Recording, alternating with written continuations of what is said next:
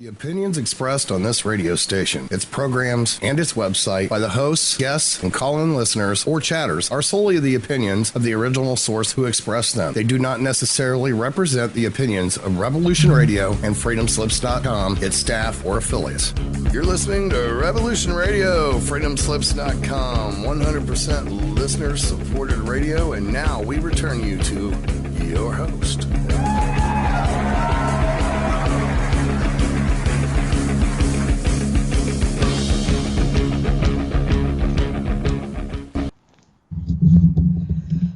Hello, good evening, and welcome to my new show, Tell Chris Joe Hart, where we're dealing with people's problems each week. And this first week, we have the murder of Tiffany Jenks, and her distraught boyfriend will be joining us later. Before that, we're going to kick off the show with everyone's favorite, Mr. Miles Johnston, who is just going to join us for a short while to discuss the up-and-coming documentary with Vice that some of you have probably seen coming up on your Facebook pages. It's just quite interesting. I was the one who brought Vice to bases, although I didn't know who they were. So basically, it was via a person that I had worked with at the News of the World called Graham Johnson. And Graham Johnson now works with Max Mosley and Hugh Grant and Evan Harris as a kind of person that's trying to go to people that have worked for the News of the World and sister papers and for the Daily Mail, which I have, and get the dirt on these papers. And basically, he'd come to me and he'd wanted old invoices and old paperwork when I worked for the Mail, specifically because Hugh Grant wants to target the Mail. They're currently doing that through other people on Byline magazine. So Graham Johnson introduced me to Vice and said, perhaps you'd like to talk to them about this Monarch mind control stuff that you think you've been through. So I assumed it was just because he was interested in that kind of thing. But I think now it was a method of getting control over me, more or less. Oh, this is what you think. Oh, what a nutbag. If we harass you and harass you, you haven't got a leg to stand on. So that isn't very pleasant. I didn't turn up to the Miles Johnston Basis conference, but Vice went along without me, and now they've come out with this documentary, which is pretty awful. I was burgled. I can't say it was hacked off that burgled me, but my the paperwork that they wanted and were going to pay me £10,000 for was stolen along with my laptops. And they actually paid for where I'm living, so they knew where it was before I knew. So, okay, we can't, outrightly accuse, but And when I was talking to, just after I agreed to be filmed by Vice for the documentary, I spoke to Graham Johnson about just feeling scared in this place, and he said to me that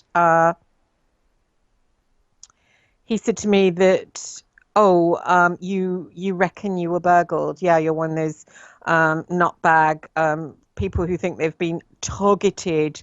And I'm like, well, excuse me, actually, I don't. I was asked that by Alana for Vice, hashtag sneaky. I was asked by her, was I targeted? I said, no, I don't believe in that kind of thing. And no, I don't think I'm targeted.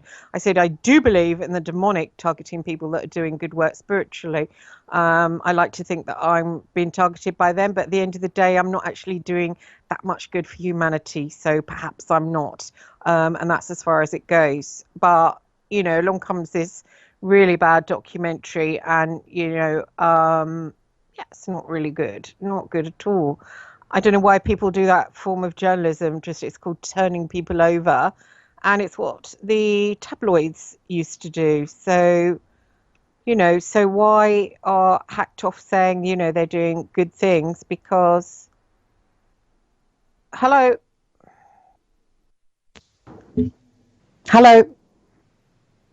Hello. Oh, hi. I'd like to welcome to the show Miles Johnston, everybody, who's the creative producer of the Bases project. Hi, Miles. Hello. Yeah. Well, how are you? Oh, not bad. I'm quite stressed, actually. I was running around looking for a car and I couldn't find one. And someone said VWs, and I was test driving them all day, and they really are absolute shit. There's a lot of shit out there and it's I don't think you expensive. could say that on the radio, Christine. We're on, AM stations across the United States. The FCC probably are getting phone calls right now. Oh, I see. Maybe they should up the spec of their Volkswagens. I mean, in the old days, they used to be good. I've driven, an old model for years, a Volkswagen Passat, but these new ones, I mean, they're just like Well, plastic toy they're cars. basically designed to fail. I mean, we all know that. The size of Mars bars doesn't have the same amount of chocolate on them. The world's going to hell in a handbasket. There's less cocoa in chocolate. I mean, nothing's right. I mean, personally, I think if we had a Trump for president over here, we'd get kick-ass Mars bars with the right layer of chocolate on them. Because I don't eat them anymore because they've got no chocolate. The amount of chocolate on top is minimal. It's been like that for decades. Really? I have Snickers. Snickers, that's an Americanism, isn't it? I mean, they're marathons, but we all had to copy the Americans, right? I mean, where did that come from? Christine, you're on an American radio station. It's probably not a good idea to criticize Americans. They may, for some reason, find it objectionable. And I don't know why. I mean, they're just a bit hissy about this sort of thing. No, I don't mind Snickers, but it sounds good when it's like Snickers, Snickers bar, like, an American accent. Snickers doesn't sound that good with an English accent. The thing is, it's called good marketing. Go and call it something that we call knickers, You call it Snickers, it's maybe, Anyway, world's going to hell in a handbasket. Did you read that article in the Times? And you know that the Vice documentary, which should have gone out already, ain't for a few days now. May not even go out at all. Oh, really? I was just talking about that and how it came about through Hacked Off and Hugh Grant, etc., etc. So what is happening with that? It was quite shocking to see the little blurb on it, wasn't it, really? You're referring to the little promo. Yeah, it made everyone look a bit crazy. You're a broadcast TV wannabe and as an ex-print journalist, and you're throwing a hissy fit because two girlies have done a better job than you can do because you can't even put the microphone Oh, come on. Oh, come on. I wouldn't do that on people. I wouldn't urinate all over people. It's just not my style. No way. What, say to people, hi, I'm going to do something really sympathetic about you. Oh, you think you're targeted? Oh, come here, let me film you. And then put it out as dun schizophrenics. Look at these crazy people, and then take little shots of them looking really drunk out of their heads. Oh, come on. It's just been a shitbag. That's not been a broadcast journalist. And Miles Johnston, I don't want to be a broadcast journalist. You're on the air as a broadcast journalist, Christy. I don't know why I'm doing this show. I mean, I have 5,000 Facebook so-called friends on Facebook. I put up a new jingle. Not one person liked it. Every single one of them love you. They're all genuine friends, Christy. Genuine friends. Not one like did I get for that. I don't know why I bother. Really, I don't know why I bother. I don't know why you bother either, Christine. I mean, really. Yeah. I mean, why bother? There's no chocolate on Mars bars anymore. They've reduced it. I blame that on the New World Order. No, I don't know why I bother doing the shows. Well, I've actually decided I'll just do some Bible preaching, really, at the end of the day, and then I'll just talk about listeners' problems if they want to ring in. That's what I've decided to do. I'm not going to do any more interviews and stuff like that. It's just not really... So who's your next interview then? Well, I'm supposedly talking to that guy later. This is called dark humor, folks.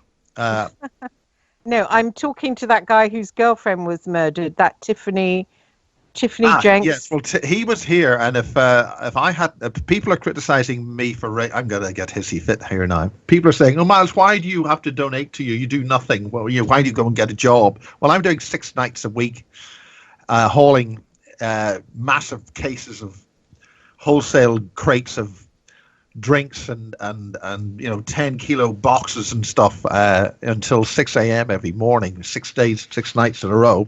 I'm really busting literally my ass. I'm working my guts off because people don't want to donate. If people don't want to donate, that's whether I'll survive or not. But criticize me for even asking for donations. These trolls. The situation is now, since this publication yesterday, which was timed to go out at the same time as the Vice documentary, which didn't go out. The Vice documentary is about targeting individuals, and it features a target, a British soldier, as he's told me he is in other dimensions, Kieran Lee Perrin.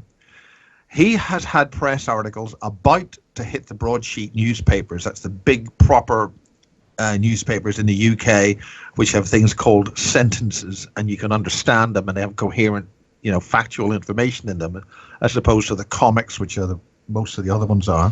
And those I've worked, Mark, getting at me. I've worked for the Sunday Times. Thanks. Well, the thing is that Kieran Lee Perrin's material has about to hit. It's almost been on the Sunday Times, the Observer, the big broadsheets, the Telegraph, and I think the Independent, and it's been pulled. Those newspapers have got a phone call at the last minute, and it's been pulled. Since the airing, or the so-called airing, of the Vice promo, which features Kieran, that's the first time his face has gone on, main, has gone on mainstream, to be honest. And the bottom line is that now that documentary is being pulled. It's not going to go out until Monday. And the presenter in it, the guy who would be featuring as the sort of token front presenter, he's had an accident. I was in the hospital yesterday. Now, I don't know whether there's any malicious reason for that. That's the fact. He's had a leg injury. So we'll have to see whether the Vice thing goes ahead at all. And that's basically it. But the important thing is that yesterday there was a feature in the Times newspaper, and this is, you can't get any more. I take it off the scanner. I decided to scan it in. This is a thing called a newspaper. Billionaire plans to merge man and machine. Now, this is Elon Musk, I think that's the correct way of pronouncing it. And he's director of he's working towards the colonization of Mars with his rocket company SpaceX. Now, we all know that physical spacecraft can't travel to Mars, especially tin cans, like the kind of stupid stuff that could only go into low Earth orbit that SpaceX is talking about. If you want to go to Mars, you either gate there, or you use some kind of electromagnetic bottle or time-space bottle, which isolates and generates a biogenic field which sustains your living body and your soul energetics in one package. Traveling in 3D little tin can space flight won't work outside the confines of the geospatial biogenic field of the planet Earth. It's not a case of oxygen or radiation from the sun, although that's a big problem, a very big problem. And that's why they didn't land on the moon with Apollo. They landed on the moon with other things. And I was actually talking about that. Anyway, the point is that his project is called Neuralink, a company that aims to implant electrodes into human brains and connect them to computers that will be able to download and upload thoughts. Well, computers are already consciousness devices. They're already accessing our consciousness and communicating with us. And anybody who plays a video game would know that. And if you play a video game and you access your consciousness accesses the consciousness of the AI or the computer that you're talking to, you can get a nice job on Puppet Labs in Belfast. And Puppet Labs is one of these companies which is establishing a global mass control link of computers, so that companies can basically maintain an orderly infrastructure of their computer software and their computers within their company, as opposed to individually updating each computer and keeping it has a much hive mind control of computer networks. Now that's combining that with the consciousness of the user. So if you have an inter-mind link, and here they're saying, connect them with implanted electrodes. I mean, this is as crude as it's like putting a plug on the back of your neck. It doesn't work like that. But they're using very crude terms here to get across a very serious and terminal, this is his words, terminal situation for humanity. He's saying, this guy's also the founder of PayPal, he's saying that the threat that computers pose to human survival, and he has described the rapid improvements being made to artificial intelligence as probably, quote, the biggest existential threat faced by our species. Now, I've been talking about species termination, we're going to be made into robots. Now, he's saying that the only way that humanity is going to survive, this is imminent. This is within years, a decade, right? This is now happening. This is what the targeted individuals are all about. This is what that program was going to be on about implants inside people's heads, which are grown in there. They're not stuck in there like some kind of... Yeah, as I was saying, I don't really understand that. I don't really, I mean... Because if you look at things in a crude scalpel way, that you sort of hack a hole in somebody's head and stick something in it, it doesn't work like that.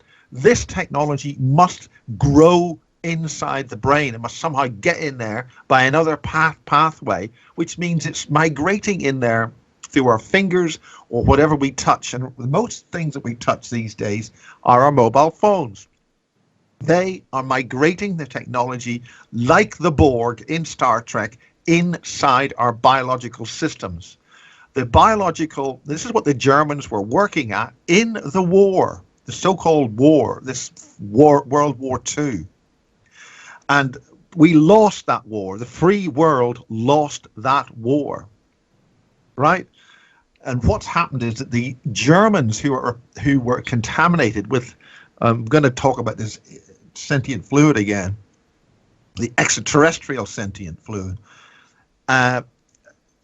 are the creatures which are in control of computer technology, which is donated Trojan technology. This is accessing our consciousness because the one thing they still can't get access to, or up until now, was our independent thinking, our consciousness.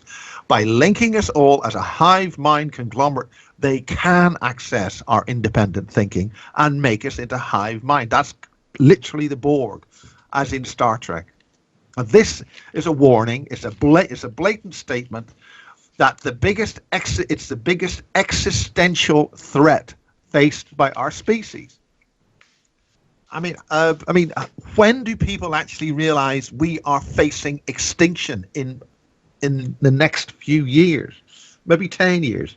If we are part of a robot, and we are controlled by a hive mind consciousness, which isn't even from this world, it's from somewhere else, do you call that still existing?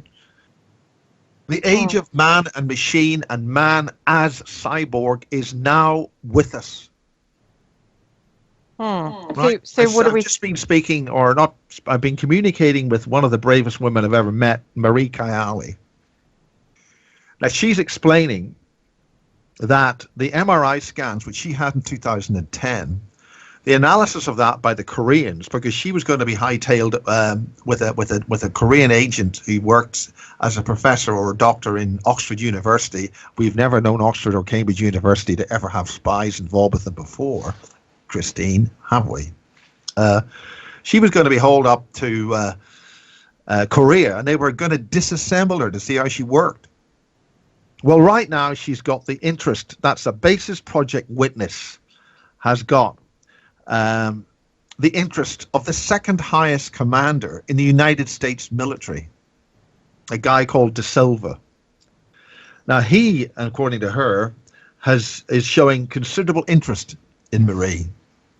Now Marie is not a targeted individual. She's something completely different.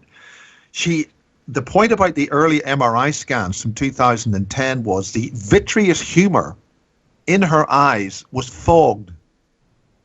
And that was an analysis which was determined by doctors who looked at the MRI scans. Now, those doctors were then since got at, and they retracted all their comments.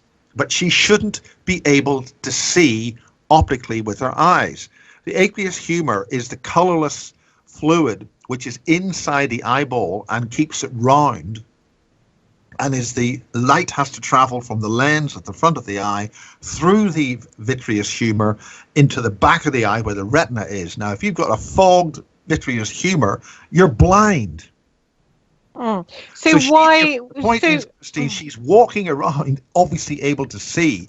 Now, only a couple of days ago, she said, if I close my eyes, I can still see.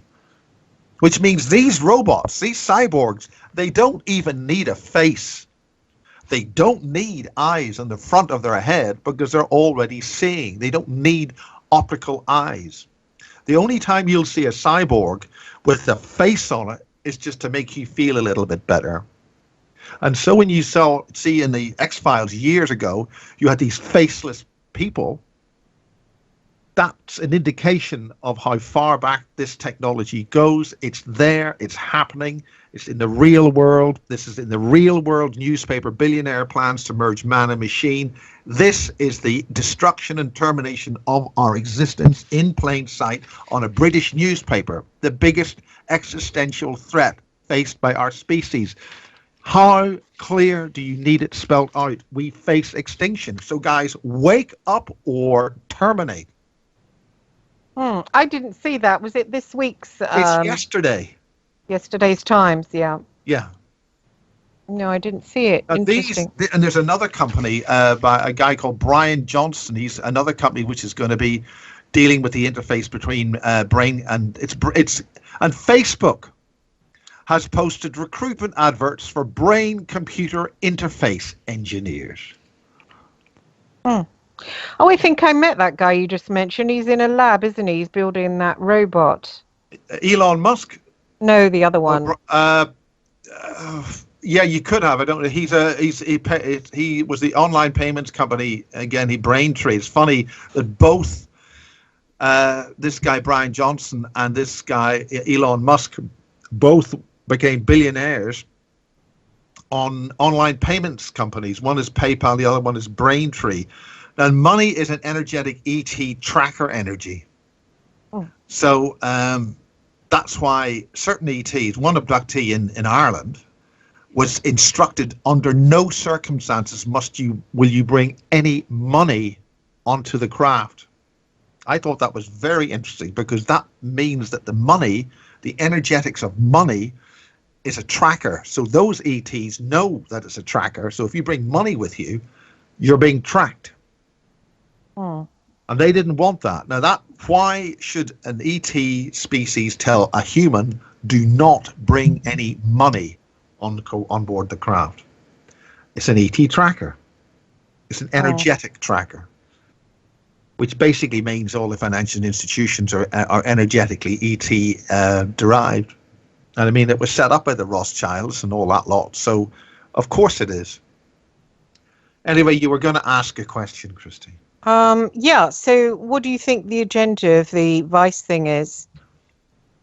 I don't know what the agenda of the Vice thing is.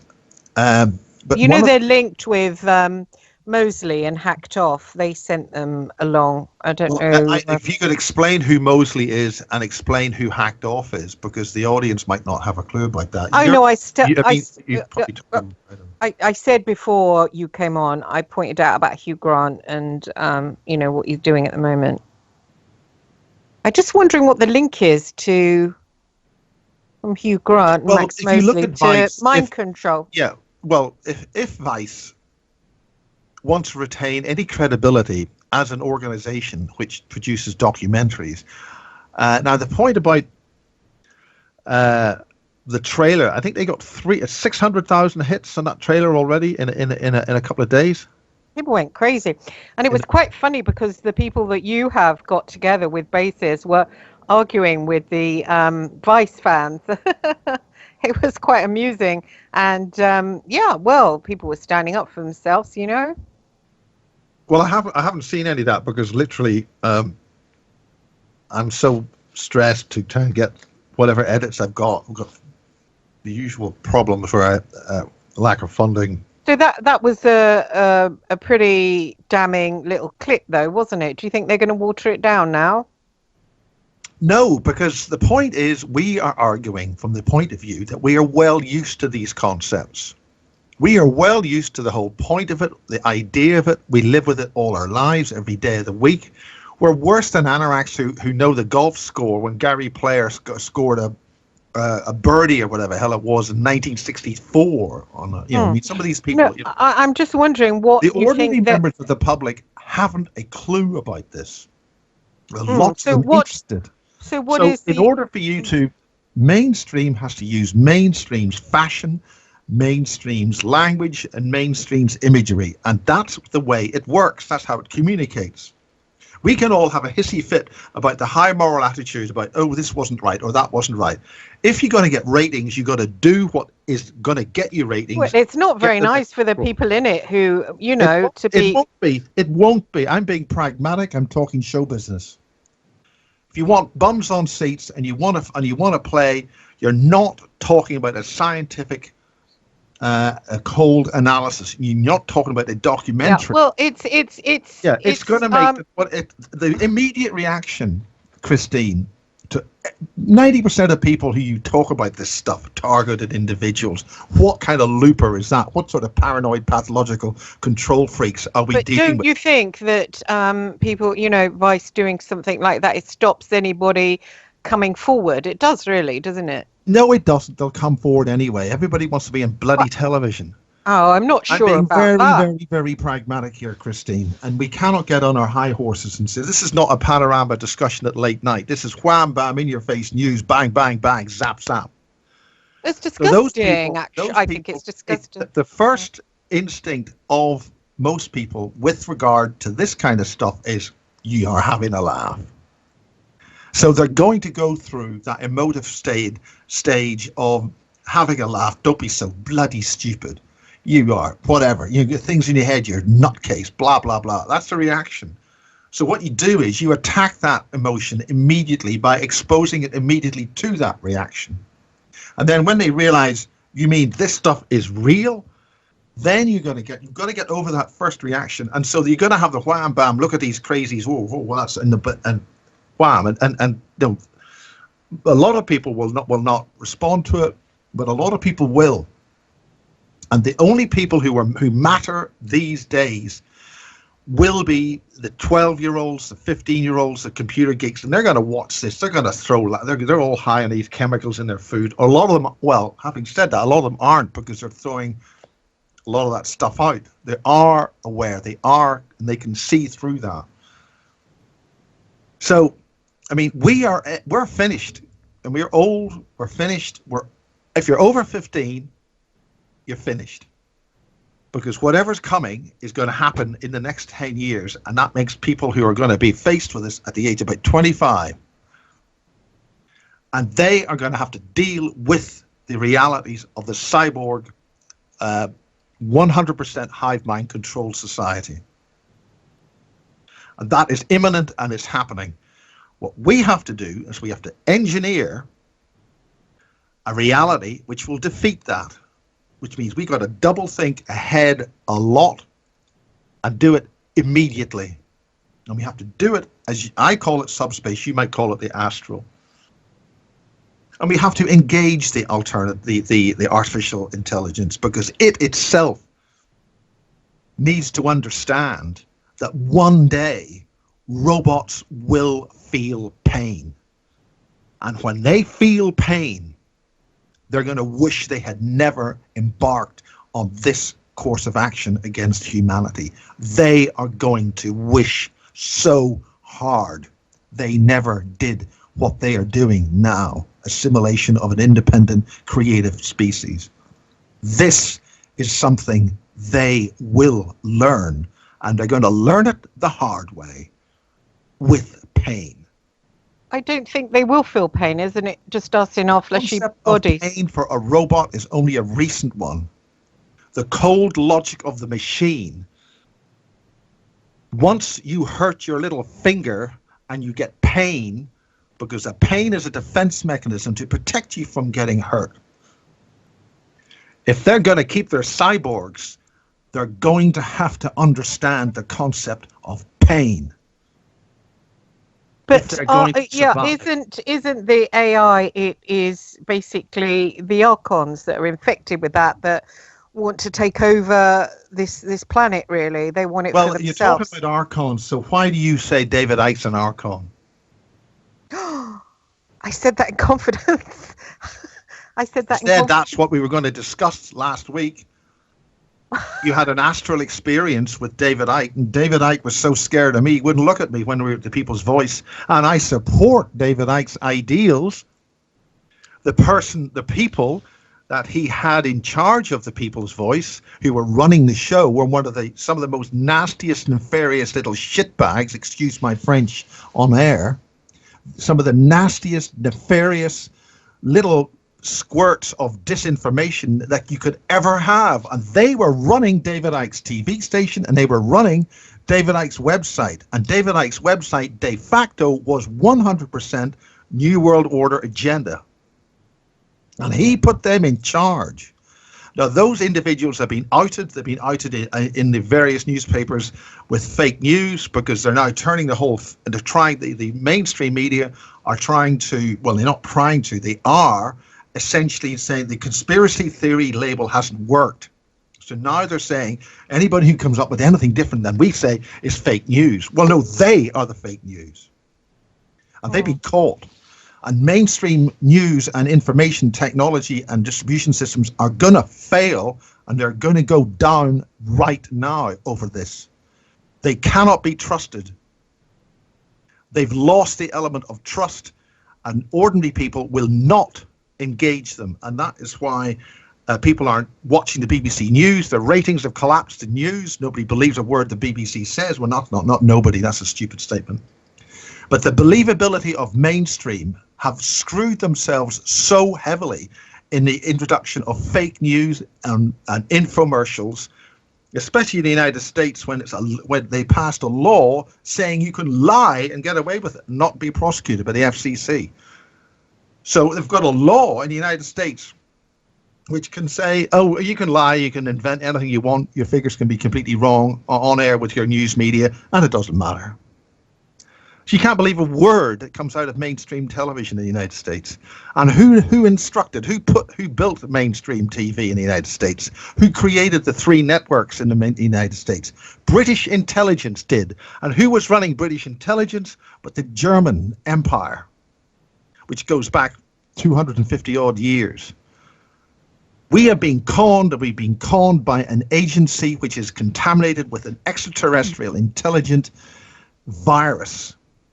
So who were the Nazis then? Was the that Nazis were a construct of the German intelligence agencies, which were put there as a fashion, as an item as a propaganda weapon, which worked very effectively. Forget the Nazis. Nazis is old school. I mean, the recent assassination of Martin McGuinness in Northern Ireland, where we had a heart defect, very rare disease.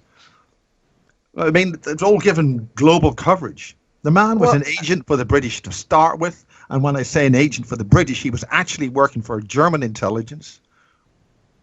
Ireland's potato famine was a bioweapon by the German intelligence agency to make sure that the genetic data bank of the so-called Irish is, again, a recent term, of that species, that vestige of Atlantis, which is still flying around unlocked in hyperspace somewhere between the Bermuda Triangle and Ireland, which was very actually picked up by Sandra, I'll have to say.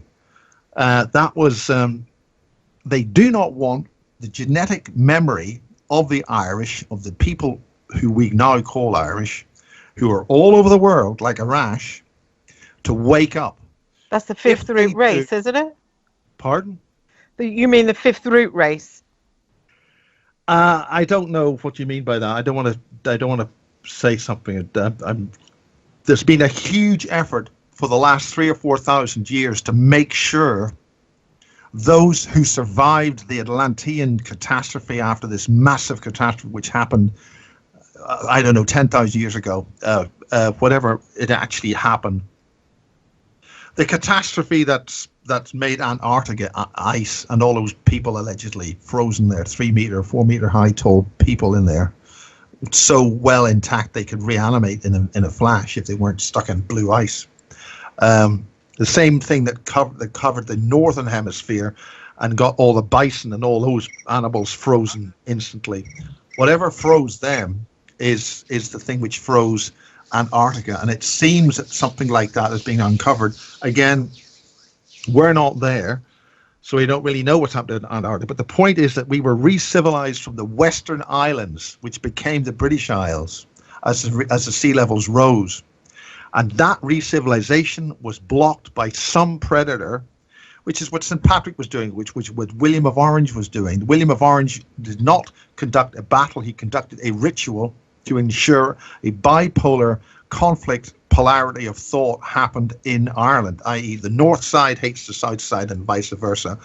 Even in Dublin itself, the north side Dublin don't like going to the south side Dublin. It's ridiculous. In Aran Island, a little tiny island off the west coast of Ireland, they even have the northern island and the southern island. It's divided by a torpedo that came up during World War One.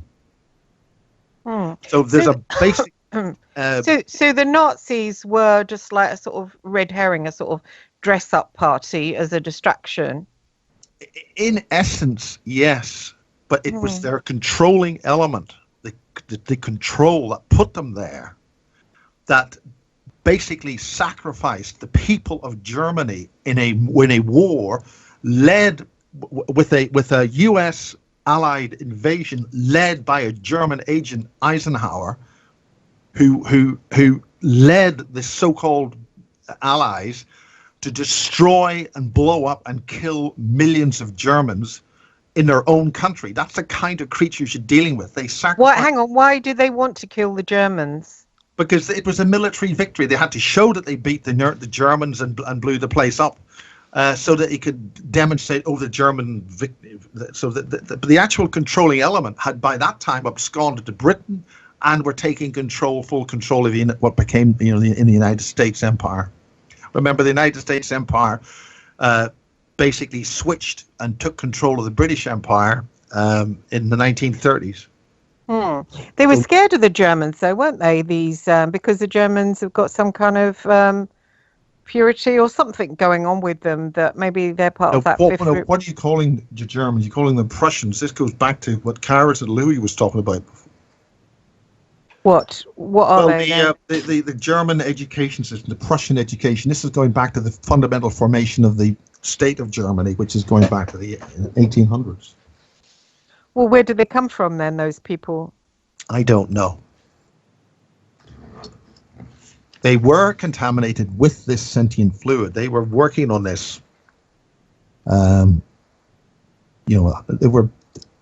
were already doing the first initial patents to start altering human DNA. It goes back to some agreement in Stockholm, heavily encrypted way back in the 1700s or 1600s. Which is why Shakespeare, or i.e. Francis Bacon, encrypted so much data into the writings of Shakespeare. Why? Because there was something predatory that they needed to cover up during the time of Elizabeth I. So I don't understand how. Well, that was designed as a mechanism to encode secrets into the works of Shakespeare so that they could encode a higher awareness trigger of some kind. Really? Yes. And that is working to this day. So people's awareness is triggered into a higher awareness state. That's one of the things at the Irish conference, which I'm putting on, the Basis Project's ground crew in Dublin. We're putting on a Basis Ireland. That's in September 15th, 16th, and 17th in the Talbot Hotel in South Dublin. It'll be a 3-day conference. A highly aware, positive, forward-thinking group of women are involved with that. There's some pretty advanced concepts. You'll be speaking there. Or will you? You're going to not turn up again? No, I was sick that day. I was probably targeted. You're almost as bad as Danielle. You can never take Danielle as appearing anywhere these days. No, I will go to Ireland, despite personal risk to myself with the real IRA, who have told me not to Well, turn up there. have the real IRA told you not to turn up? Well, not to turn up in Ireland. Well, I thought you were told. I thought you were going to get permission from them. Yeah, I will. I'll have to. But then, doesn't that work in a sort of, Well, I mean, with the way of assassination I'll be here at a certain day and date. Is that okay with you? It's like alerting them, isn't it? To sort of, if they feel like it, they can come and pick me up and take me somewhere. Well, essentially, with the assassination of Jerry and of Martin McGuinness, and observers noting how Jerry Adams had a smile on his face, inferring that he had something to do with the assassination of Martin McGuinness. It would imply also that maybe Jerry Adams isn't going to be around for much longer, but observers have also noted how Jerry Adams has had some kind of, shall we say, lobotomy. Really? Yeah, so I mean, Jerry Adams was de facto. He wanted to be president of Ireland, for God's sake. He ran for election, but they didn't. They didn't ever get the proper IRA. They didn't get McKevitt and Bernadette Sands. This is the whole point, Christine. The proper IRA, which goes to the foundation of the Irish state, and the fighting of the so-called. I mean, the Irish state has been manipulated by the Germans and the Jesuits for about at least 250 years. So the so-called breakup, and this is one of the, you got to talk to Sinn Féin if you want to find out what's going on. They're the only intelligent party in Ireland. The rest of them haven't a clue what's happening. Well, I spoke to the boys down in Dundalk, which is South Armagh, which is where the weaponry is, with McKevitt and Liam Campbell and those guys with South Armagh Brigade. That's the head brigade of the IRA. That's the military wing, and basically all the British. No, are you talking about the IRA, not the provisional IRA? Well, the provisionals. Michael McKevitt was the general of the provisionals. Remember, and they split off. The provisionals were only created in the 1960s for the point of view of making sure that the awakening of Ireland, which was starting in Belfast at that time, was shut down. Well, why do they want to carry on? Why do they want to? Well, the average Joe, the average Mickey Joe who joins these organizations, like everybody else, is hoodwinked by the propaganda and the ideal and all that sort of stuff. They're being used, and they have been used for years, for decades. You know, good old. So what was that Omar bomb? What was that Omar bomb about? That was a really weird carry on. The Omar bomb was planned in the 1950s, energetically. I think it was definitely a blood sacrifice. It would be, yes. And it would be on a time at a particular place. And a lot of these things are blood sacrifices and all to do with soul energetics and harvesting of human energetics and all that. Well, the guy who made the bomb, he was a British agent, and the British followed the car all the way to... Yeah, they always do. I mean, I don't say always. I mean, my hometown of Lurgan was blown up, absolutely blown to pieces. They followed the police followed that bomb all around Northern Ireland for about 6 months. And then they lost track of it one day, and it was left. They just needed to get rid of it, and and they blew the hell out of my hometown of Lurgan. We're being completely conned here, ladies and gentlemen. We're being conned by a vicious, predatory enemy, and we need to make sure that enemy knows its time is up and it's time for it to leave with immediate effect. Otherwise, they will incur pain.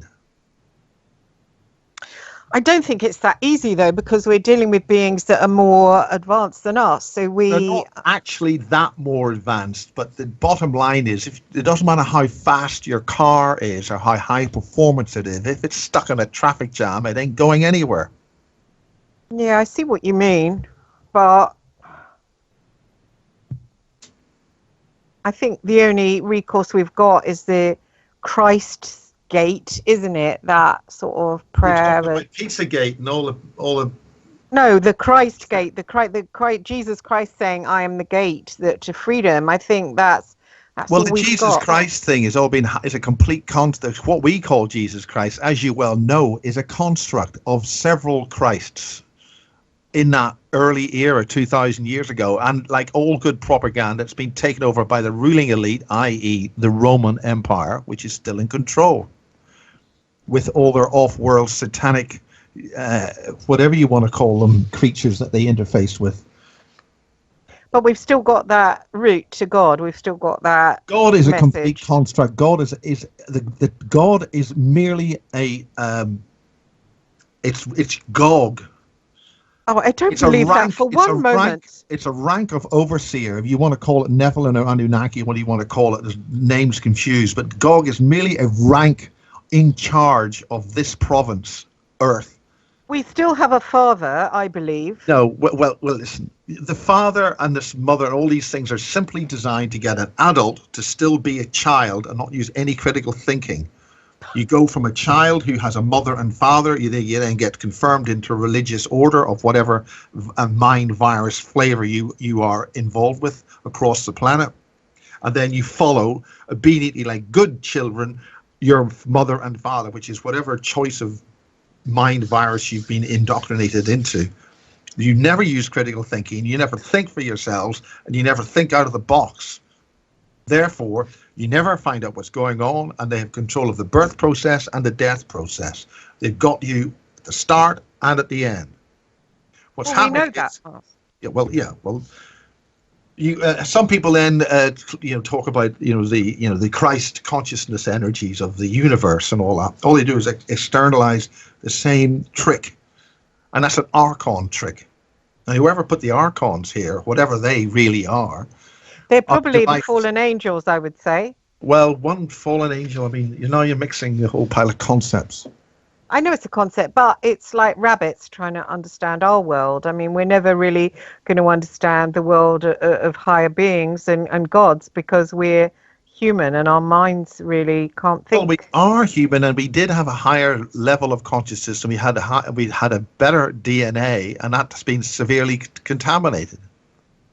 So now we're stuck not knowing anything. We're not stuck. We're waking up. And there is a great deal of effort to prevent us from waking up, because we might find out what's going on and rip whatever we are off in whatever matrix we're on. That was one of the, I don't want to say it, we are in matrix. And when you break out of matrix, it's a different world. I know. I keep finding places, I keep renting places where there's a dryness problem, and I don't get any recall of What do you mean renting places? You've got a mold problem? It's damp? Is that what No. It's dry. It's always dry. So like I will wake up a few times in the night like really thirsty and like my skin really dry, and I don't have any recall of any. Well, I mean, are you keeping the radiators on? That'll dry things out all night. No. They're really just turned off. So I don't know what's going on. It's the same as the last place. I don't know why it gets like that. Wherever I move, it's a sort of. I don't know whether it's... Well, it's much better to be dry than to have it anyway.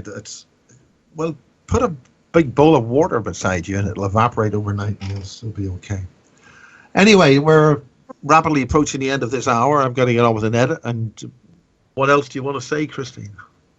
No, I'm okay. I've got this guy coming on for the second half. So did you think that it was malicious, the Vice documentary, it was malicious intent? Well, we haven't seen it yet, so we really don't know. But in terms of a promo, I can see your point of view that the individuals were, in many respects, made to look like a bunch of nutters. And I can understand that concept. But I think they also speeded up a lot of the video, which made them, they speeded up, I think, about 15-20%.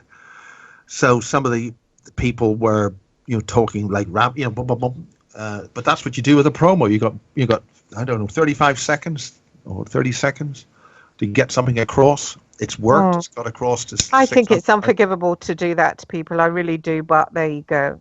But this is the point. Nobody's walking around with makeup anymore. Nobody's walking around to make sure that they just walk around with a camera and stick it in your face. It's not like the old time TV where somebody would be there making sure your hair was... Yeah, that's deliberately... Take a fifth shot on something. Yeah, that's deliberately made to make people look bad. Really, it is. It's horrible. disgusting, actually. I'm not going to disagree with you. I'm just going to say the methodology and the logic to the showbiz attributes of what the concept is means that people are already going to be pretty, what the hell are these people talking about? Doing things like that, it's a little better than the News of the World in the old days, and they push people to suicide. It's the sensitive people, they've already been abused, and now they get that. Then they have to face people saying, "Oh, you're crazy, and it can push people to suicide. But these people making these kind of things don't actually give a shit, because all they care about is their own ambition. Language again. Yeah, well, no, I mean, I do agree with you on that. But it's whatever demographic they are dealing with, and if it gets to that demographic and gets a concept of targeted individuals, that this happens to people in the psychological and mechanistic way that demographic will adhere and understand and take it on board. Well, I doubt it. I mean, they always use those weak girls as well. The same with the Max Spears one, the sort of short kind of, very compact woman that looks like a little girl. And I'm just doing a documentary. Christine, you're just being silly, Christine. I'm not being silly. They do it every time, and people get suckered, and they think, "Oh, I'll speak to this person. They seem okay," and then they get suckered, and next thing they're on the. Well, bloody... I mean, Christine, I'm saying this based. I don't know what the hell they're going to make me look like, but then I don't look give. What they did to poor Vanessa, saying, "Oh, do you think your son had mental problems?" Yeah, that was a tiny little slice out of the whole thing. Next thing, they were making out Max Spears as a schizophrenic. Bang out of order. Where did that come from? And of course, I mean, she seems to be happy with that documentary. She doesn't. She is happy with that documentary. If someone had done it to me, I'd have. Anyway, Christine, the Basis Project Conference, 15th, 16th, and 17th in Ireland. BasisProject.org is the website. Tickets will be available soon. Sure. Okay, I'll see you soon. Thanks for coming on, Mark. Cheerio. Bye. Happy days. Goodbye. And you. Bye.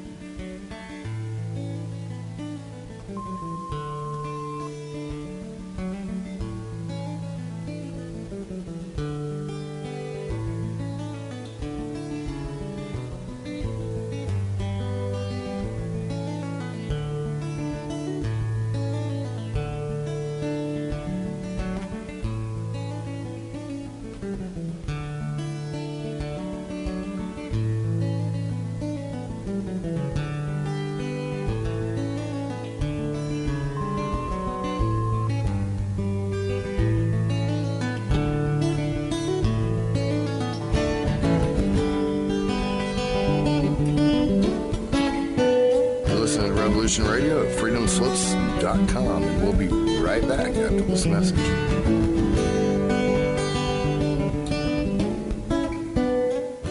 Opinions expressed on this radio station, its programs, and its website by the hosts, guests, and call-in listeners or chatters are solely the opinions of the original source who expressed them. They do not necessarily represent the opinions of Revolution Radio and freedomslips.com, its staff, or affiliates. You're listening to Revolution Radio, freedomslips.com, 100% listener-supported radio, and now we return you to your host.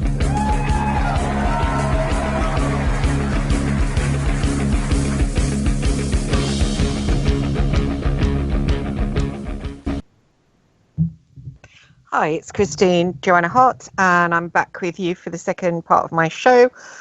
My new show with a new lineup, which is called Tell Chris Joe, and it is helping to solve problems with people that are in distress. First of all, we have Miles Johnston, and he was talking about Vice. Now we have a man called John Captain, whose girlfriend was murdered, sadly. So he is going to share with us the whole story of what went on. So let's see if I can bring him on now. Okay. Now this is all very difficult. So let's see if we can bring him in. I'm in England. He is in America. Hello, John. Are you there? John? Oh. John? Hello? Yes, hi, how are you? Not bad, not bad. So, John, now, just to get on with things, where are you actually? Where are you at the moment, or is that a secret? You're in America somewhere. Yeah. Well, no, I'm in China actually. All right, cool. Yes. Okay. Do you want to tell me right from the beginning, because I'm not really familiar with your story, and my listeners might not be familiar with your story. So, do you want to start really, back from a really early stage in your story? Yeah. Sure. Are you ready? Okay. Yes, I'm listening. Okay. Okay. So basically, I had met Tiffany Jenks about in 2012, and we became boyfriend and girlfriend over time. And she started, kind of like getting sober and getting away from all the medications that the doctors had put her on. And about 2 years before I had met Tiffany, her father had passed away. And the combination of her getting sober and stopping the pills, I think made her mind a lot more clear as to what was really happening in her life. And then, occasionally she would relapse, and that went like that. But she started to realize more and more that because she was writing a lot, and as well as up until the time of her death, which she ended up getting murdered, by the way.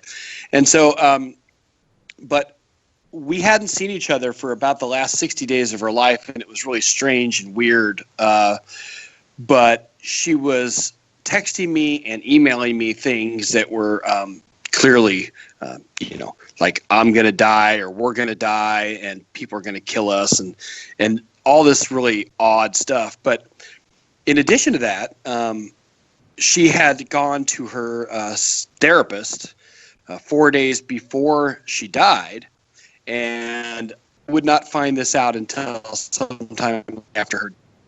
But in these recordings that she had made, because she feared for her life, and as that was also shown in her emails to me, she had recorded her therapist talking to her about, dark forces, and in fact, in the recording, you'll hear the audio on YouTube. It's Tiffany Jenks and Tap, Tap, Tap, where the therapist taps 4 times on the table and tells her, not to remember who she was as a child, and he tells her to follow the yellow brick road. So in these recordings that she had made, it had a lot of occult style trigger words, if you will. Now, so backing up though, I didn't know she made these recordings at all with her therapist or with her killer. But so what happened was, the night of her death, she came to my home and she told me, that she loved me. And then basically, after I had poured her beers out, she's not allowed to drink on my property, she went outside to go smoke, and I went out to join her to talk to her, and she said that her life was over and she was going to die. Now, I thought she meant from drinking, because oftentimes she would say she had to drink, and if she didn't drink, that she would die, well, because of her extreme alcoholism. And so I didn't really think as much of it as I should have, obviously. But she said, I'm not going to die tonight. I'm not going to die tonight. I'm not going to die tonight 3 times. Excuse me. She then left my home and went to a hotel, and then later walked across the street to a bar. At that bar, she told the bartender that her life was over as well. And sorry, which part of America was this? This is in Oregon, Okay. just near California, Washington area, Oregon. So, and so Tiffany went to the bar in Portland, Oregon, and she told the bartender her life was over. And he turned around and she was gone. Unbeknownst to him, she had gone outside to smoke a cigarette at 1:43 in the morning. And these 3 people that the police claim she didn't know, but I had proof she did, walk up to her and talk to her. And then all 4 of these people drive away at 2:11 a.m. to go somewhere.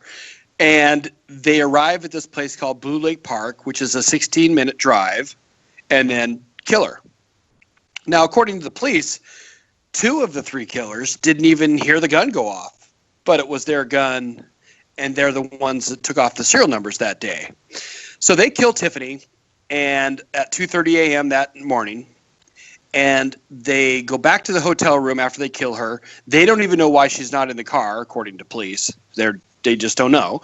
And so they drive back to the hotel and sadly molest the 9-year-old daughter of one of the killers. The killers comprised of a guy and 2 girls. Daniel Burnell is the shooter, and then Joshua Robinette and Michelle Warden-Brosey are the co-killers. And according to police records, Josh and Michelle, they didn't hear the gun go off. They just got back in the car. They didn't know why Tiffany wasn't in the car. They drive back to the hotel and arrive at the hotel sometime around 3:30 in the morning, where they have sex with the 9-year-old in the bed. And the mother doesn't get charged with the molestation, only the Joshua, which I found weird. But the shooter himself said he couldn't believe that they were having sex with this child, so he went to the bathroom and got sick. And so even he was sickened by it. But he also they also drove him back to the bus stop there in Portland, Oregon, to get the first bus back to California, where he went and ran off to there. And Michelle and Josh later left Portland and ran to Washington State. And so basically what you have is you have a murder of a girl that makes no sense at all to anybody in the general public. And all of this is interrelated to the fact that Tiffany knew they were going to kill her. Now, the logic here is that Tiffany died after supposedly just meeting these people for the first time. But that's because the police did not tell the truth and the media didn't tell the truth about any of this. In fact, I had the emails, which are listed on the Facebook page, Tiffany Jenks murder page, photos of her emails that she sent me telling me that they were going to kill her. Now, as I was learning about or investigating her murder after she had died that night on October 8th of 2013, nobody was telling the truth in this case. The police, the media, her family, nobody told one word of truth. In fact, I had a voicemail prior to her death of her calling me crying for help. And so that wasn't used in the court. Nothing that happened that she had told me about, like that she was going to die, or that she told the bartender she was going to die. None of that was used in the court. And so I was investigating this murder heavily. I hired investigators and all sorts of things. And I worked on it every day and had my staff work on it as well.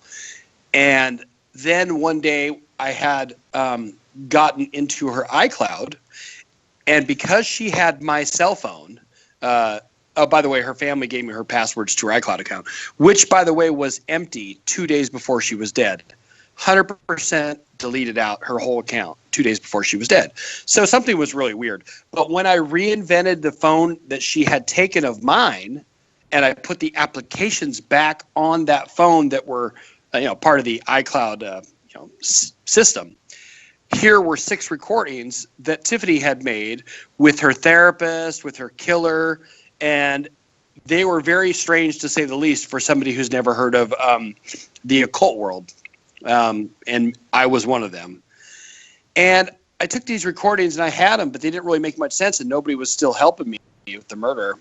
But then shortly after that, I ran into a gentleman named Clyde Lewis in America that owns or that operates the radio show in Portland, Oregon about paranormal stuff, Clyde Lewis, and it's called Ground Zero.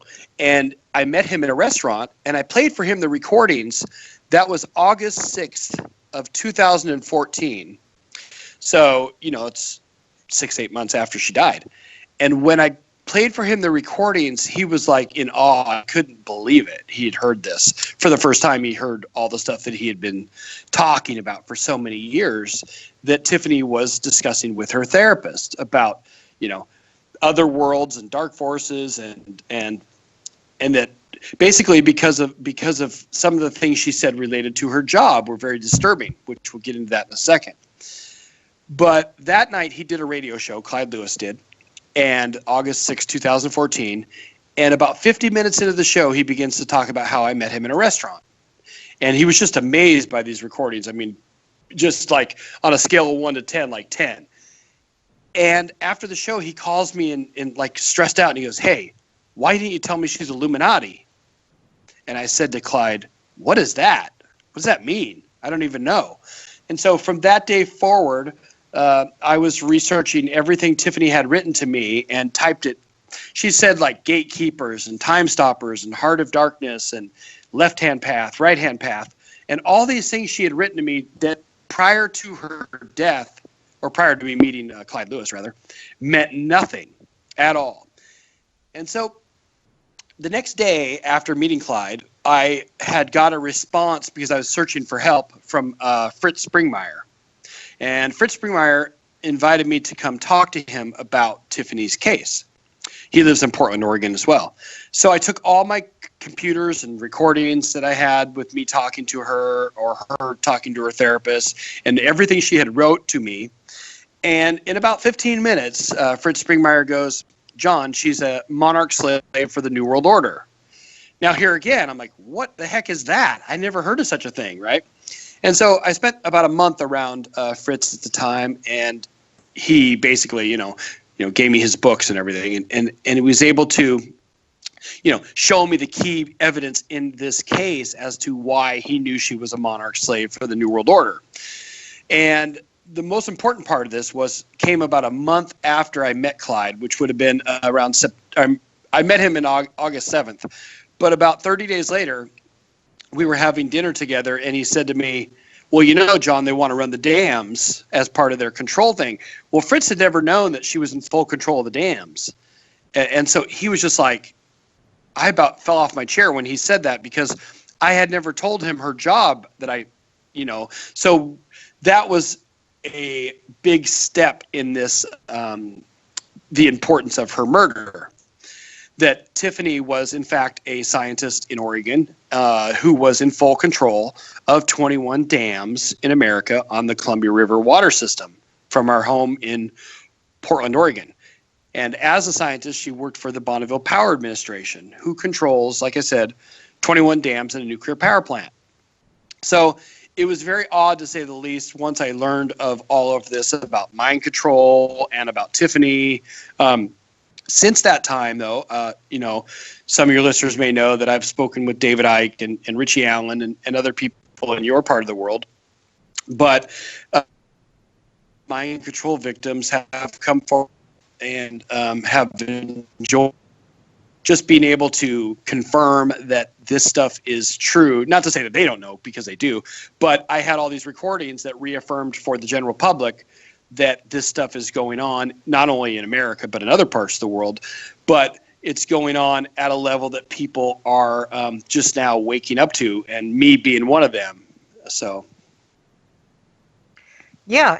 So what do you do as a job, John? You said you had staff. Well, I have stock market, but I have a store. I have a retail spa business in Oregon that I've had for 24 years now, 25 years. So I started in 1995, but I've had that business now, for that long. And then I also do stock trading.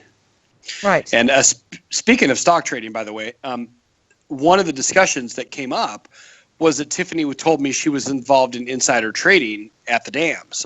And the importance of that is that she didn't know the terminology involved in insider trading, but she was told in her job. Now, mind you, she ran the dam. She physically triggered the water the levels to go up or down. But while she was doing that, she was told to write down a number. And because she wasn't allowed to talk to the day traders on the other side of the in the glass, and I said, "Tiffany, that..." She goes, "No, it's not, because I'm not allowed to talk to them." So anyways. Sorry. But yeah, that was a whole nother part. Go ahead. Sorry, I missed that part about the trading. Can you say it again? Yes. Tiffany told me, we had several discussions about this, that she was asked to write numbers down that correlated to the raising and lowering of water. Mm-hmm.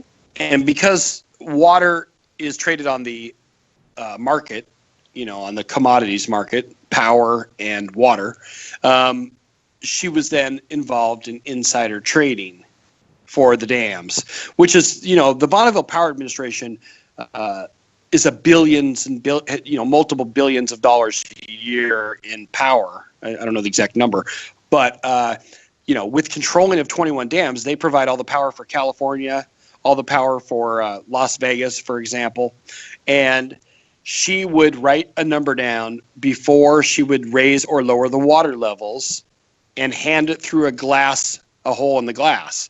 So basically, she was unaware that this is insider trading, but clearly, unless I'm missing something here, it's insider trading, because I asked her, well, then why don't you give me the numbers before you do that, and I'll trade. So I think it was just an important note that her job was also a moneymaker for somebody. I mean, not for me, but for somebody in this group. Interesting. So did you know that she was a scientist when you first met her? Yes, she had just retired or stopped working because of her drinking. But yes, And how old? She's quite young, right? Correct. She actually stopped working as a scientist at the dams at 33. What had happened was in 2010, or 34, sorry. At 2010, her father died, who would have been her programmer. He was also in full control of Los Alamos Nuclear Laboratory as a scientist. And so, in fact, she had grown up at Los Alamos and then they moved to Oregon. But so when her father died in 2010, she became clear that she was under mind control. And in fact, you can hear in the recordings, if you go to Google and just type in Tiffany Jenks and therapist, you can hear the recordings where she says to him, excuse me, she says, "The day I found out I was a robot, I wanted to die. I took 20 trazodone and I wanted to kill myself." She said, "Because I don't want my hard work to go towards somebody else's deaths." So whatever they were planning with her and the dams clearly did not work out, because of the fact that she was becoming aware that she was under mind control.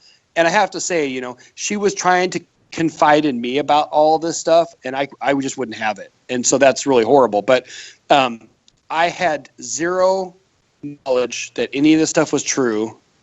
So I wasn't able to understand what the heck she was talking about all through that time.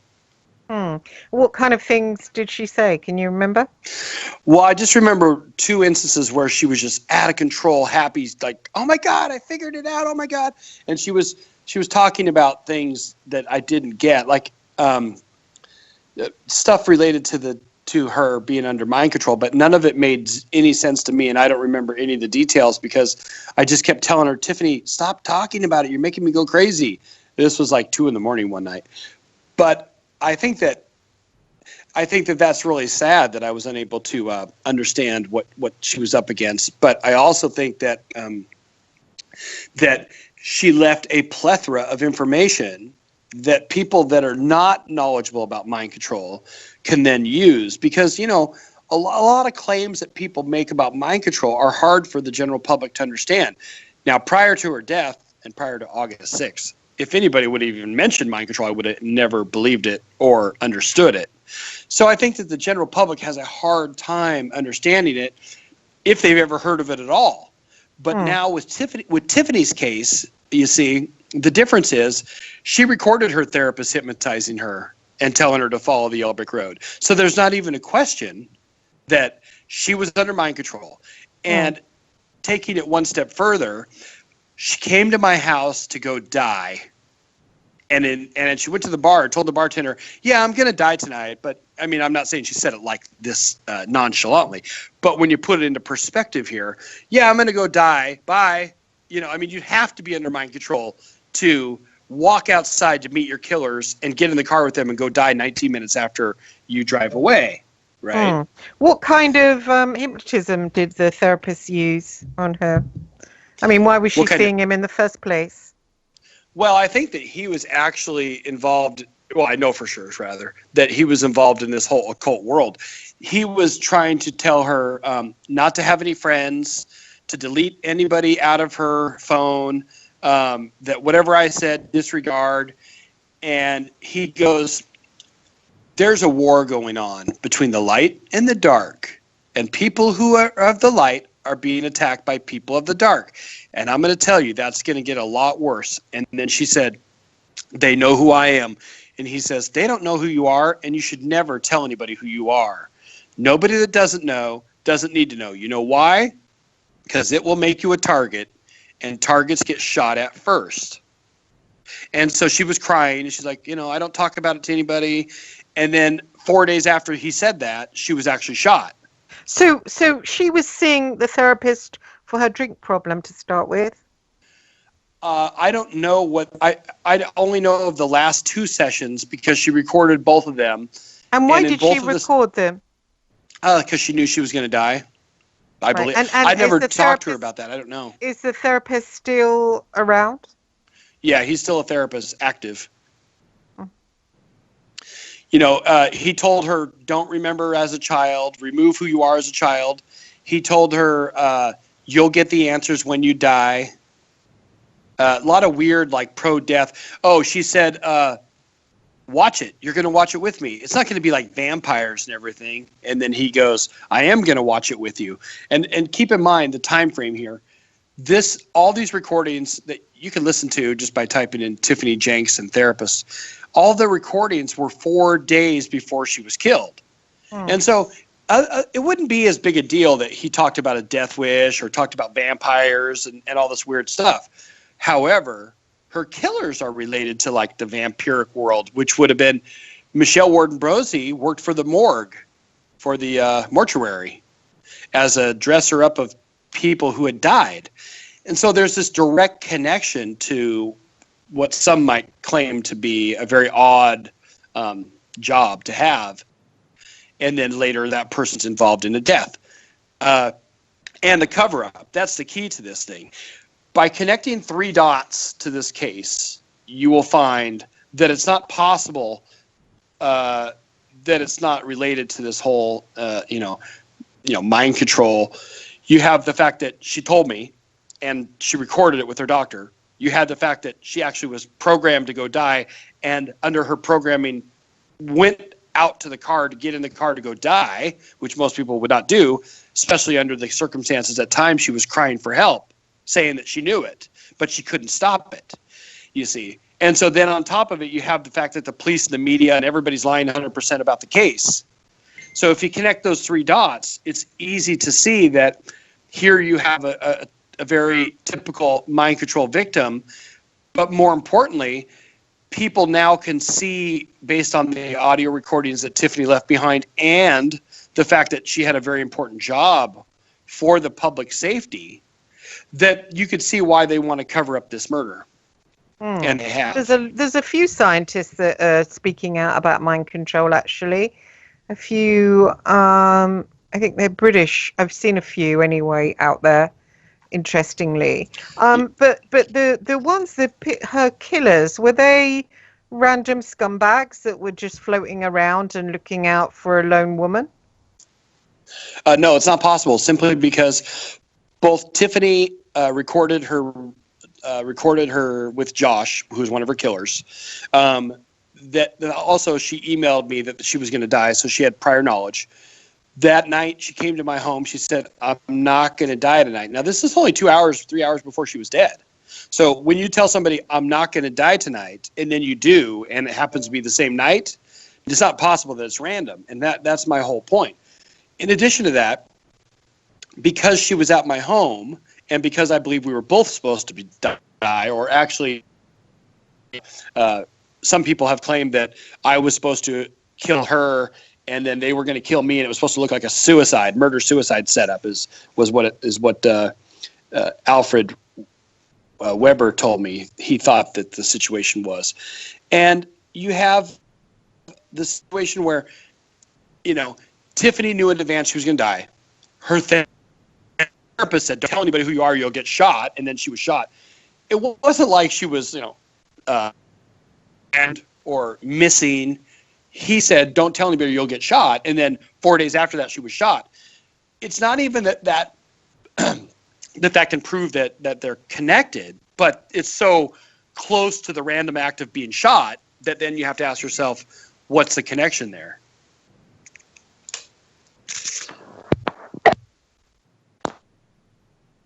Yeah.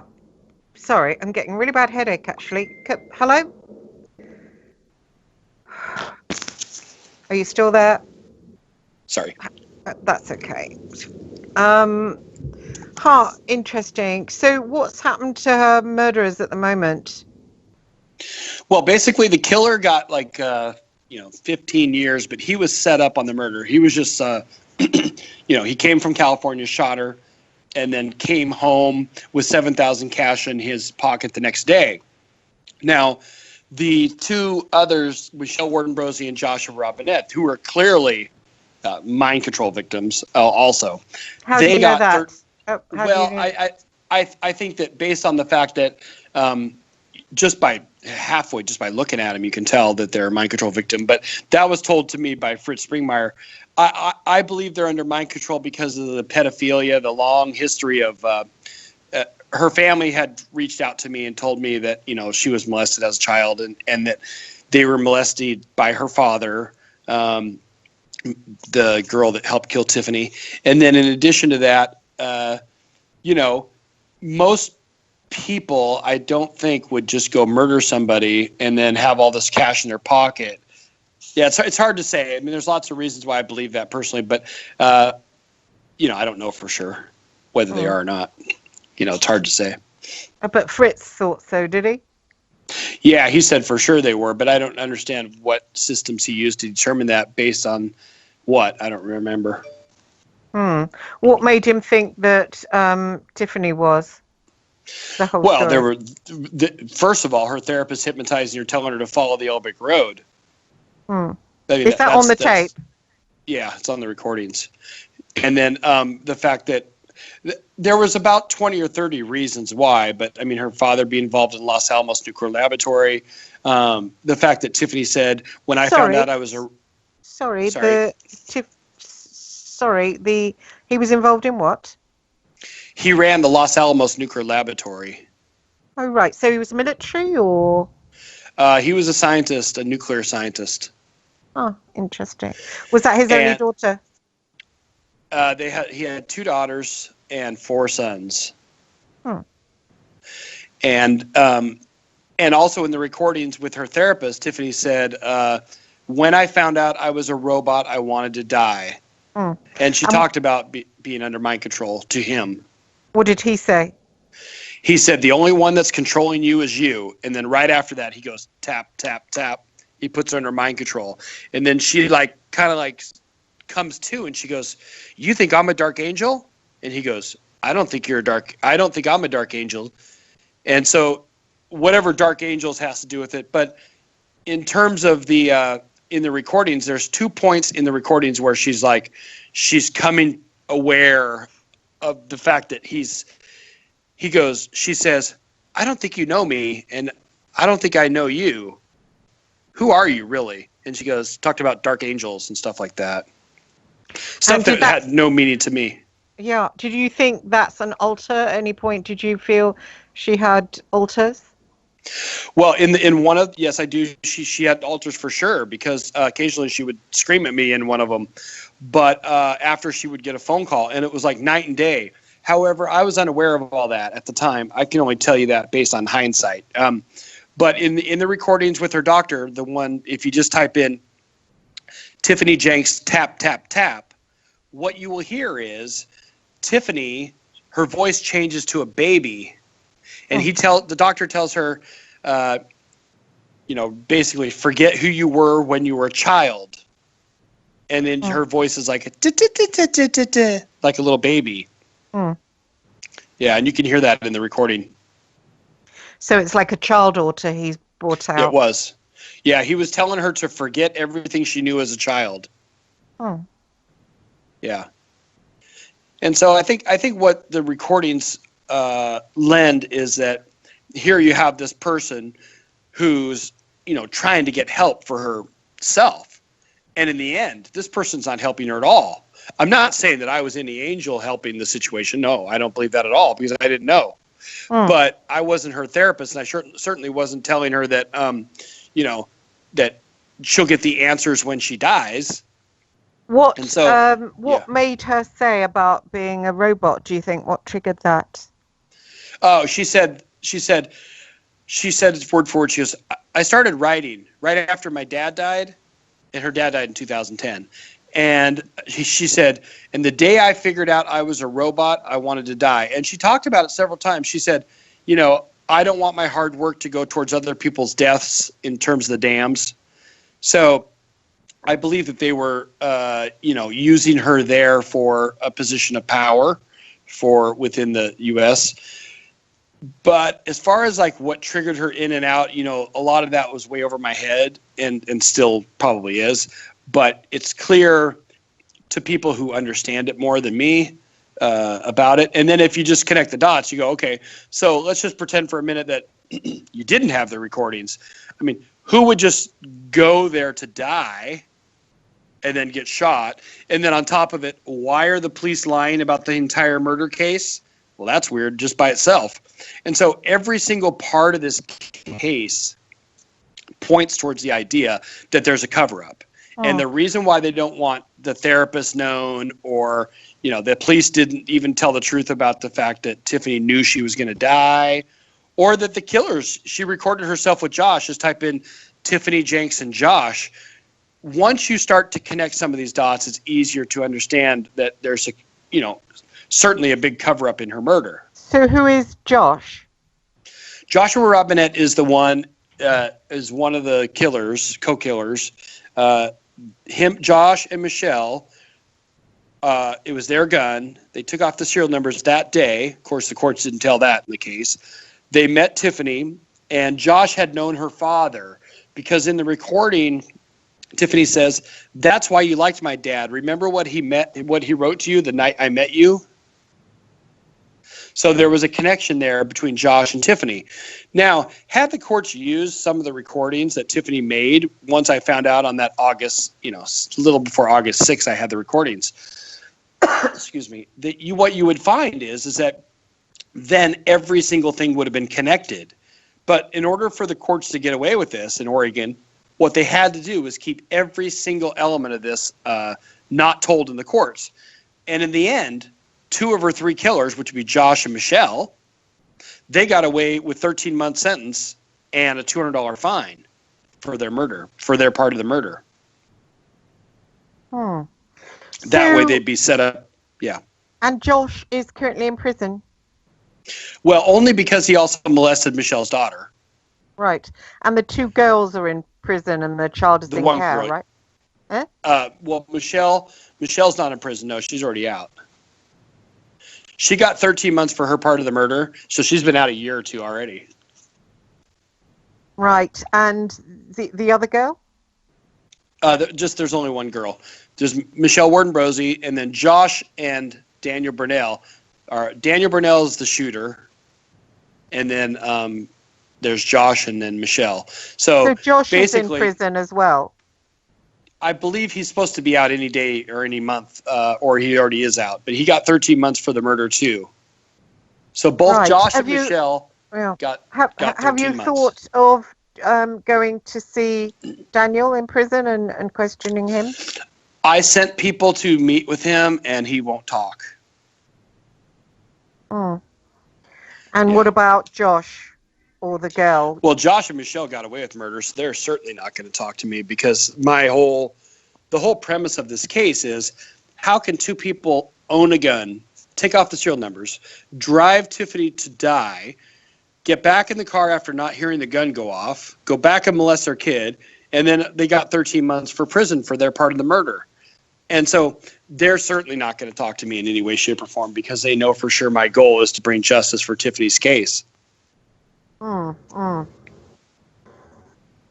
it's interesting. It's interesting that you have the therapist talking. I mean, what triggered him to say about there being a war on between the light and the dark, which there actually is a war on? I mean, why did he say that to her? Well, I don't understand any of it. So, some people like yourself could probably tell me a lot more. But why did he say that? He was threatening her not to talk to me about this stuff and to reiterate her commitment. In fact, here's something else that he said that she said. She goes, it's not like I'm going to differentiate myself from the crow. So I don't know if you know what that meant, but basically I got the idea that it meant separate herself from the, Illuminati or whatever this cult is. But, they talked about she said, I don't think I'm a dark angel. Or she said, you're not a dark angel. So there was a lot of talk of dark angels involved in the recordings. But why did he say these things? He was trying to tell her not to let anybody know anything about this stuff, whatever this stuff is, right? It's unusual for therapists, isn't it? And so we can hear all the recordings. I mean, how many hours of recordings are there? There's 1 hour, and then another one. There's about 40 minutes, but not all of it is online. Of course, some of the stuff that's personal I didn't put in there, but I just put a series of clips, and I think there's one on there that's that runs without me talking. But if you just type in Tiffany Jenks and therapist, you can hear well, perhaps the recordings. Perhaps you could send me the full recordings. Yeah, certainly. Yeah. And I can try and understand it. Yeah, understand it, and maybe write something about it that we can. Yeah, that would be really good. I just didn't want to share all the the stuff that's not relevant to the public, but I think it's important to have a person like yourself, and also I've worked really hard recently at transcribing it, so that will help as well. Yeah, you can email me what you've transcribed so I can see. It is quite interesting. I don't know if you know that I believe that I had that done on me, the Monarch control, and, sent stuff I did as a journalist. I believe I was controlled to spy, on terrorists and things like that. And I actually went to a therapist who used to meet with celebrities, Robbie Williams and Kate Moss and, all these other celebrities at the Priory. And he did that tapping. It was a thing called EMDR. And I, went along to him and said, I was in a relationship and it didn't work out. And I said, I feel bad about that. And he said, well, there's nothing wrong with you, but why don't you do EMDR, which is a tapping thing?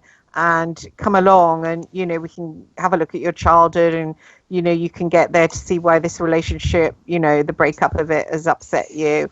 And he did the tapping thing, but it's a thing called EMDR, which it takes you back into the past. And when you go back into the past, then the tapping reframes it in a different form.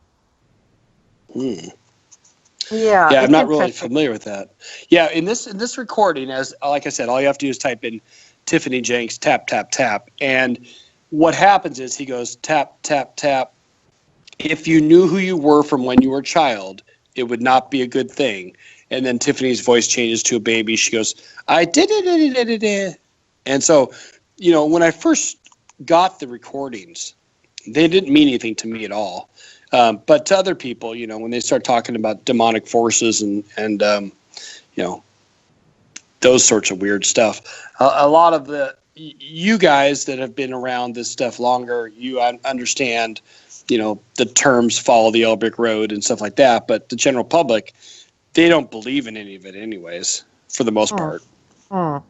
Yeah. Not that matters so much. I think it's so hard to get to grips with. It took me years and years. And I think if you've been through it yourself, you can see it from the inside and you see how cues have been made in your life to make you do certain things and, to make you think certain things that aren't organic.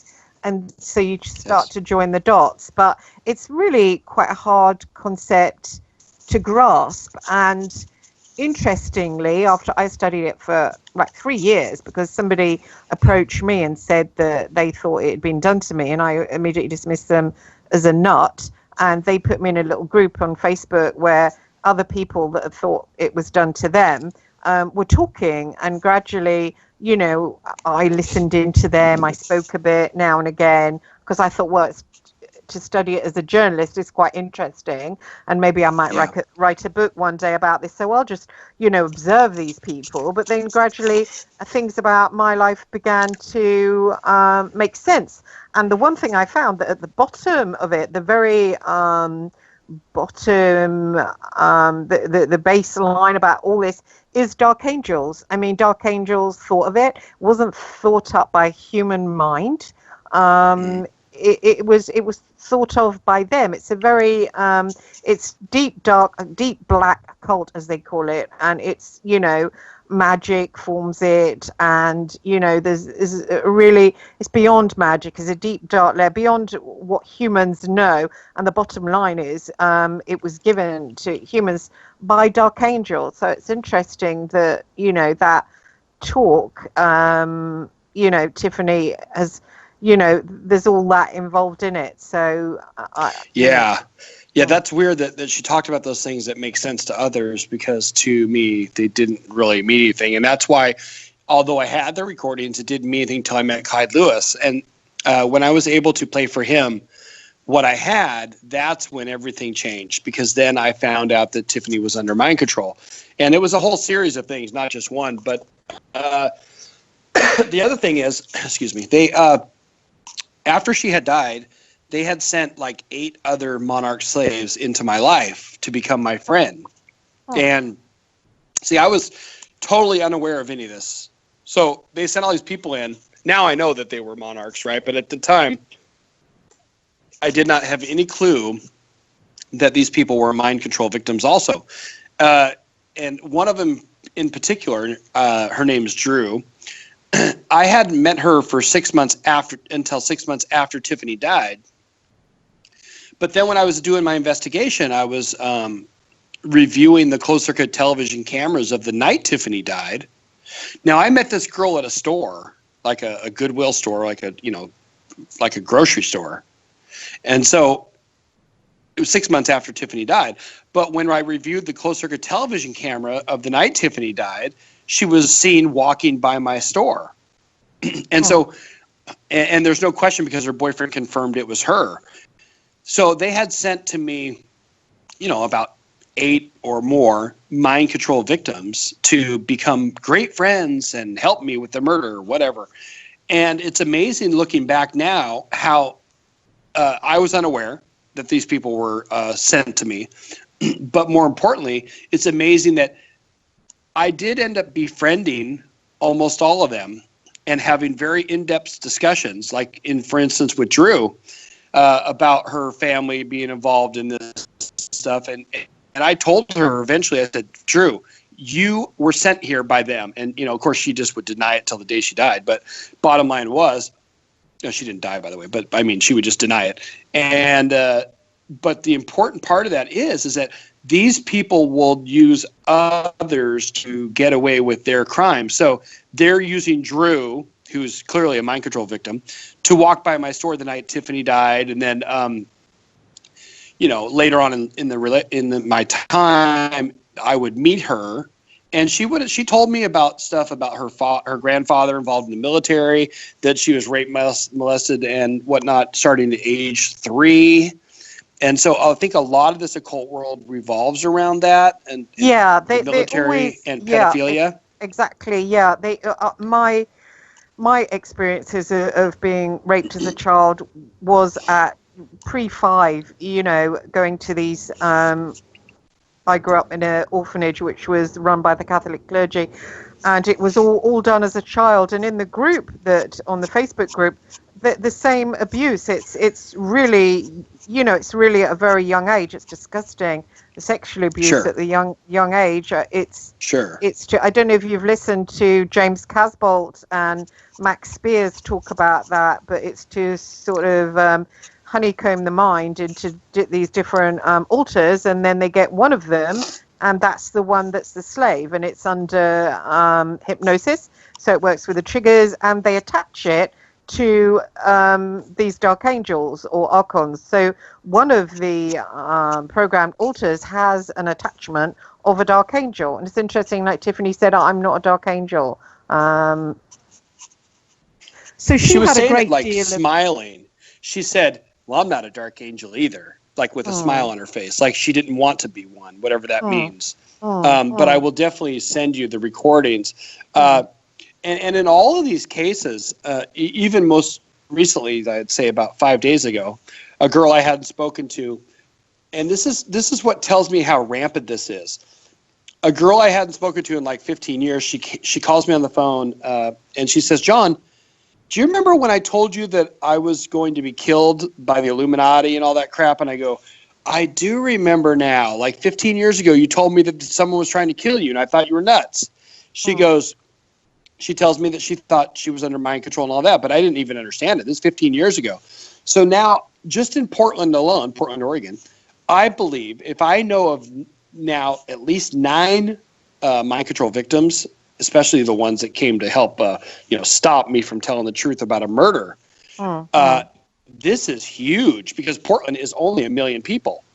So if I know of 9 or 10 already, and I'm just one single event. Yeah, it's huge. It is. Yeah, it is. And they're dotted around and just, used as slaves. There's a pastor called Russ Dizdar that believes that it's a satanic army and that at a certain point, when they say Satan is going to descend here and it's going to make his home here for sure, and the world is being prepared for that to happen. And indeed, it says in Revelations that Satan will be unleashed for a season, and they believe that is going to happen, imminent.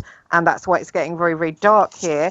And they say that, the monarchs that are still asleep, not the ones that have awoken, obviously, because that kills it. If you're awake, then, it kind of spoils it. And I think when you get to a certain age, it breaks down. But that the monarchs are in place to form a satanic army that will get triggered all at once to imprison the rest and to sort of put them into camps and, to kind of basically take over. So this, I believe, is something that's been going and created to create these people that are sort of more than the average population and are in positions of power, mostly, Interesting. Yeah, it's interesting you say that because, one of the things Fritz told me, which I hadn't remembered until you just said what you said, is that he goes, John, I will bet you that her entire family has not only police uniforms, but are ready to act. And he was talking about the exact same thing. And so, but for your listeners, what I'm saying is that Fritz Springmeier was claiming that Tiffany's brothers and sister would be dressed up as police. This is all hypothetical, of course, but that they would be ready to act for this date of this new world order. Yes. And so, if you are a general public person and the police come up to you and tell you to do something, hey, there's been look at Cambodia. The guy said, we're going to wash the city and y'all have to leave. And then as everybody was leaving, they killed them all. And so whatever the story may be about the New World Order and about the police and stuff, but I think you're right because Fritz brought that to my attention. He goes, all the people in this New World Order have police uniforms and they will be the ones that will come out of the woodwork and tell us all what to do. Yes. So that's interesting you said that because I forgot he had said that. And there seems to be an exorbitant amount of these mind control victims. And if you take Tiffany alone, if she was in full control of 21 dams, the power that the New World Order has, you have a girl 33, 34 years old as a scientist in full control of all the dams that would take out Washington, California, Oregon, Nevada, and so on. That's huge. That's huge.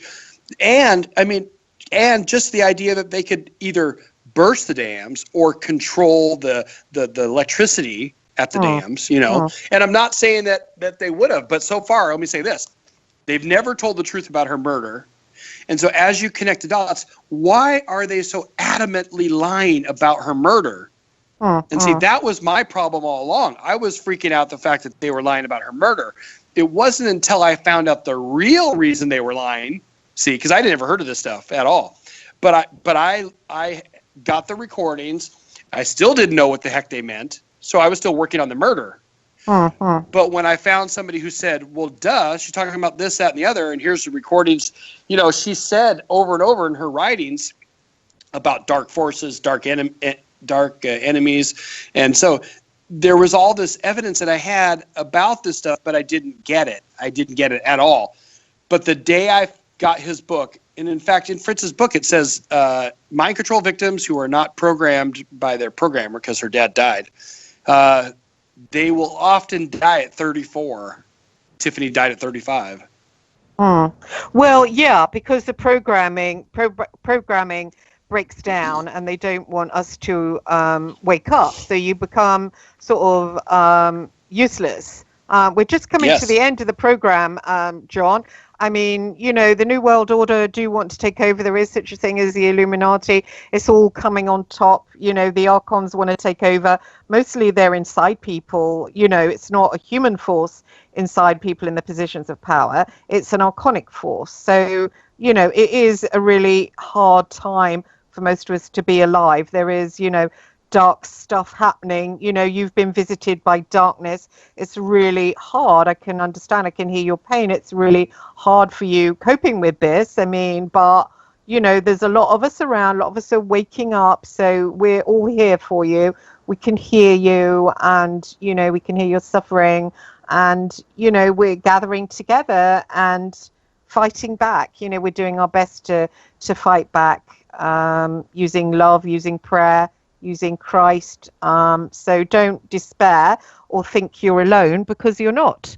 I appreciate that. Thank you. The show's going to end, and I've been really grateful for you coming on and sharing. It's really brave of you, John, and I'm going to do what I can to help you so we can carry on communicating. I'll give you my email and numbers, and I'll help you, off air as much as I can, and study what she's said and see what we can do to further make people aware, and we can write stuff and have another show and go through it and, pick it apart, because I think the more people understand, the more people listen, it wakes people up as well. Yeah, and that's important.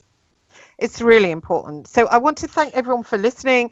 And if you want to reach me, Joanna Hart on Facebook. I'm going to try and change that back to Christine Joanna Hart. I just wanted to shorten my name. Now nobody can find me on Facebook, but if you look under my YouTube, you can find it there. I'm going to put links to the pages that John has mentioned about Tiffany, so everybody can look at them. And I'd appreciate everybody, if you've got any enlightenment, any words of comfort for John, any enlightenment, anything you can add, to please leave your comments in the section below. That will be really helpful, because I know I have some really intelligent people out there, and they can help. So thank you for the show. Thank you very much. Yeah, I can hear the music. We're going to go out. Thanks very much, John, and I'll speak to you in the text below, and I'll give you my details. Okay, thank you. Thank you, everybody. Lovely. Bye-bye. Thanks everybody for listening, and I'll see you next week for another edition of Tell Chris Joe. Thanks ever so much for listening, and have a lovely evening.